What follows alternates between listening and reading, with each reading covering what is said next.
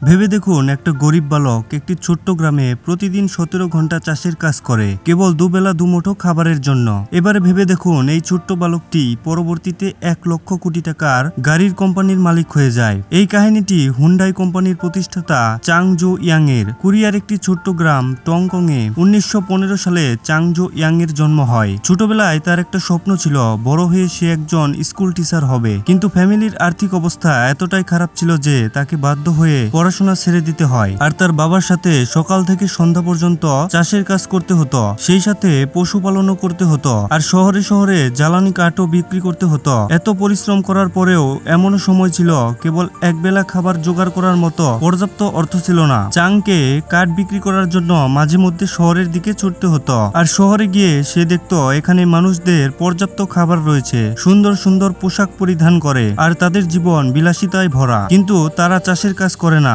এসব দেখে চাং খুব কষ্ট পেত, আর তার চাষের কাজের হাড় ভাঙা পরিশ্রমের কথা ভেবে খুব হতাশায় ভুগত। আর এদের মতো বিলাসী জীবনযাপনের জন্য সে রাস্তা খুঁজতে শুরু করে। একদিন সে একটি নিউজে পড়ে পাশের শহরে একটা বড় কনস্ট্রাকশনের কাজ চলছে, আর এই কাজের জন্য শ্রমিকের প্রয়োজন। এই নিউজটি পড়ার পরে চাং নিজেকে স্থির রাখতে পারে না। 1932 সালে 16 বছর বয়সে চাং একটি অদ্ভুত সিদ্ধান্ত নেয়। সে তার বন্ধুকে সঙ্গে নিয়ে বাড়িতে কাউকে না জানিয়ে চুপি চুপি শহরের উদ্দেশ্যে রওনা হয়। প্রায় 160 কিলোমিটার হাঁটার পর তারা কুয়াং শহরে পৌঁছায়, আর এখানে সে কনস্ট্রাকশন লেবারের কাজ শুরু করে দেয়। এই কাজে পরিশ্রম অনেক বেশি ছিল, কিন্তু উপার্জন অনেক কম। কিন্তু তারপরেও চাং অনেক হ্যাপি ছিল, কারণ সে জীবনের প্রথমবার স্বাধীনভাবে অর্থ উপার্জন করতে পারছে। প্রায় 2 মাস সেখানে কন্টিনিউ কাজ করতে থাকে, কিন্তু তার বাবা চাং এর ঠিকানা জানতে পেরে যায়, আর পুনরায় তাকে চাষের কাজের জন্য বাড়িতে নিয়ে আসে। কিন্তু ততক্ষণে অনেক দেরি হয়ে গেছে। এই 2 মাসে চাং তার জীবনের আসল স্বাদ পেয়ে গেছে। তাছাড়া সে ভালো করে জানতো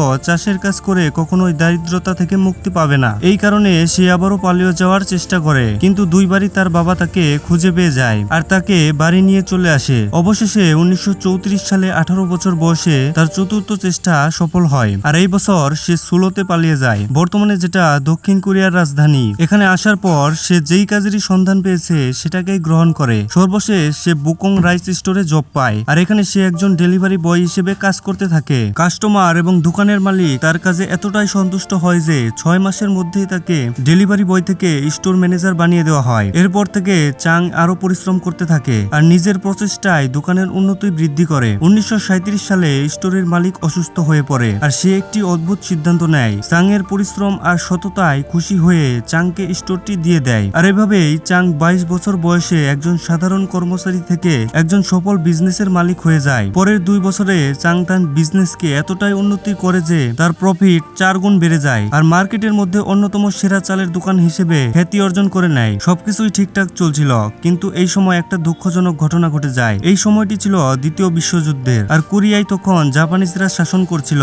জাপানিজরা চেয়েছিল তারা যেন যুদ্ধের সময় পর্যাপ্ত চালের সাপ্লাই পায়। এ কারণেই তারা চালের সকল দোকানের মালিকানা ছিনিয়ে নেয়। এর মধ্যে চাং এর দোকানও অন্তর্ভুক্ত ছিল, আর এক ঝটকায় চাং এর এতদিনের স্বপ্নের বিজনেস ধ্বংস হয়ে যায়, আর চাং আবারও ফুটপাতে চলে আসে। কিন্তু তাও সে হার মানে না। এরপর সে এমন একটি বিজনেস আইডিয়া খুঁজে বের করে যেখানে জাপানিজ গভর্নমেন্টের কোনো হস্তক্ষেপ নেই। সে ঠিক করে কার রিপেয়ারিং এর বিজনেস শুরু করবে। 1940 সালে সে 3000 ওন লোন নিয়ে এডো সার্ভিস গ্যারেজ ওপেন করে, কিন্তু এই সময় তার ভাগ্য এতটাই খারাপ ছিল যে সব ওপেনের 2 মাস পরেই সেখানে আগুন লেগে যায়। চাং আবারও হতাশ হয়, কারণ তাকে লোন পরিশোধ করতে হবে, সেই সাথে কাস্টমারের ক্ষতিপূরণও দিতে হবে। আর একজন সাধারণ মানুষ এই পরিস্থিতিতে সহজেই হার মেনে নেয়, কিন্তু চাং এর ক্ষেত্রে এটা লক্ষ্যই করা যায় না। তারপর সে আবারও 3500 ওন লোন নেয়, এবং এই টাকা দিয়ে আবার আরেকটি গ্যারেজ ওপেন করে। লো প্রাইস রেট এবং কোয়ালিটি সার্ভিস প্রোভাইড করার জন্য তার বিজনেসটা খুব অল্প সময়ের মধ্যেই অনেক বড় হয়ে যায়। তার বিজনেস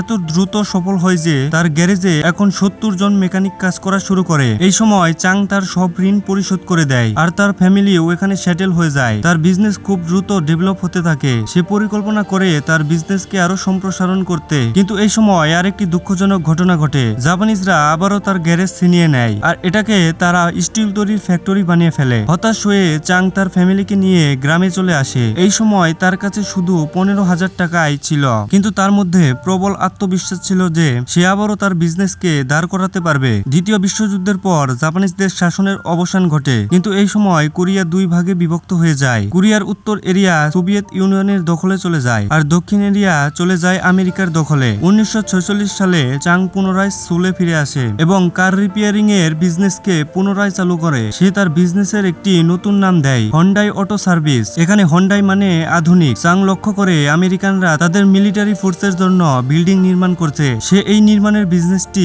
সুগম সুযোগ হিসেবে দেখে, যদিও নির্মাণের কাজের ব্যাপারে তার কোনো অভিজ্ঞতা ছিল না, কিন্তু তখনও তার মধ্যে সেই ছোটবেলার লেবারের কাজ করার আবেগটা জীবিত ছিল। এই কারণে সে 1947 সালের 31 বছর বয়সে হন্ডাই সিভিল ওয়ার্ক কোম্পানি প্রতিষ্ঠা করে আর কনস্ট্রাকশনের বিজনেসে এন্ট্রি করে। শুরুর দিকে ছোটখাটো প্রজেক্ট পেত, কিন্তু ধীরে ধীরে বড় বড় প্রজেক্ট পাওয়া শুরু করে। আর চাংয়ের কাছে এখন এটাই ছিল সবচেয়ে বড় বিজনেস। সবকিছুই ঠিকঠাক চলছিল, কিন্তু হঠাৎ আবারও বিপর্যয় দেখা দেয়। জুন 1950 সালে উত্তর কোরিয়া দক্ষিণ কোরিয়ার উপর আক্রমণ করে বসে। উত্তর কোরিয়ার আর্মিরা সুলের অনেক কাছে পৌঁছে যায়। এই কারণে চাংকে বিজনেস বন্ধ করে সবকিছু নিয়ে অন্য শহরে চলে আসতে হয়। কিন্তু এই সময় সে চুপচাপ বসেছিল না। সে লক্ষ্য করে আমেরিকার আর্মিরা দক্ষিণ কোরিয়ার সঙ্গে মিলিত হয়ে উত্তর কোরিয়ার বিরুদ্ধে লড়াই করছে। চাং লক্ষ্য করে আমেরিকানদের কাছে টাকার কোনো কমতি নেই। তখন সে একটি ছোট্ট টিম নিয়ে আবার শুরু করে বিজনেস, কিন্তু সেই সময় যুদ্ধ চলছিল, তাই চাংকে অনেক ধরনের সমস্যায় পড়তে হয়। বেশ কিছু ক্ষেত্রে তার লসও হয়, কিন্তু তারপরেও সে আমেরিকার কোনো প্রজেক্টকে